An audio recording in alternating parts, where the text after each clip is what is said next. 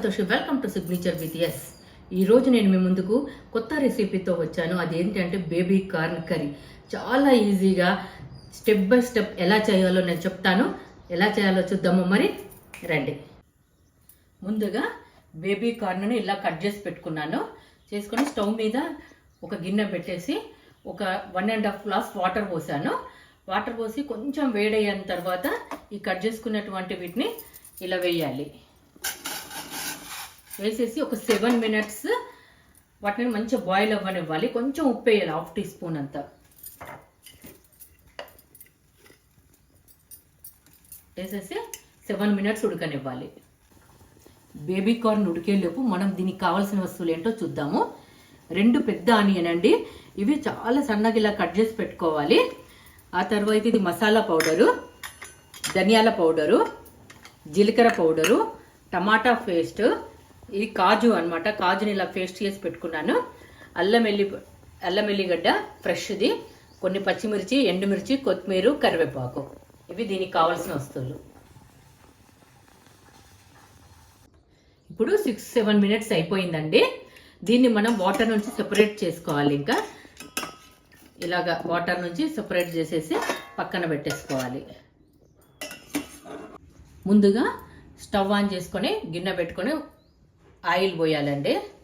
ఒక 4 teaspoons అంత oil పడుతుంది. ఆయిల్ వేడైంది. ఒక స్పూన్ జీలకర్ర వేయాలి. జీలకర్ర ఇలా చిటపటలాడుతున్నప్పుడు 2 ఆనియన్స్ ఇలా వేసేయాలి.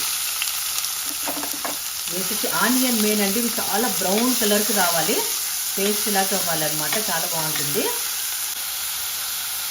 4 పచ్చిమిర్చి అండి,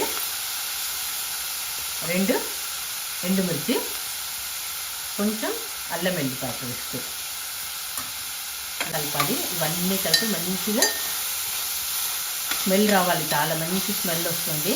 అప్పటి వరకు ఇలా కలుపుతూనే ఉండాలి. ఆనియన్ బ్రౌన్ కలర్కి వచ్చేసాయి.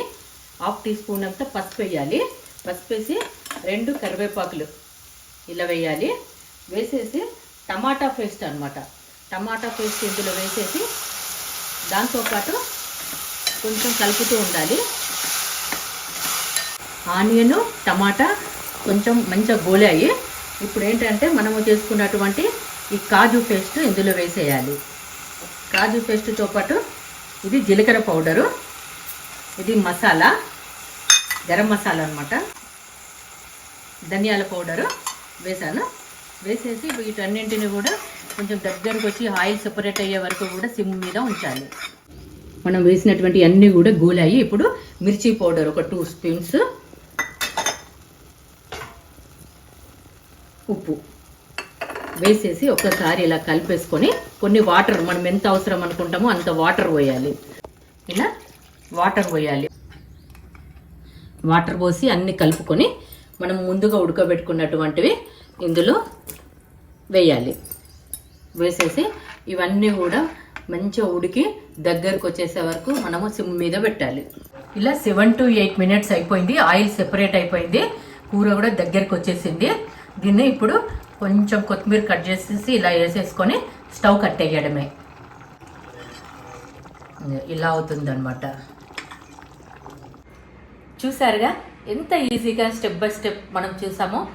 ఇది ఏ విధంగా తయారు చేసుకున్న కర్రీ ఎంత టేస్టీగా ఉంటుందంటే చపాతీలకు కానీ పూరీలకు కానీ చాలా బాగుంటుంది. ముఖ్యంగా దీంట్లో B1, B2, B3, C vitamin, fibre అన్ని పుష్కలంగా ఉంటాయన్నమాట. అందుకే అందరూ దీన్ని సలాడ్స్లో ఎక్కువగా యూజ్ చేసుకుంటారు.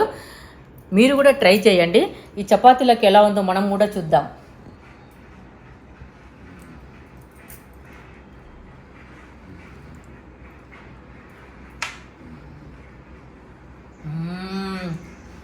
చాలా బాగుంది.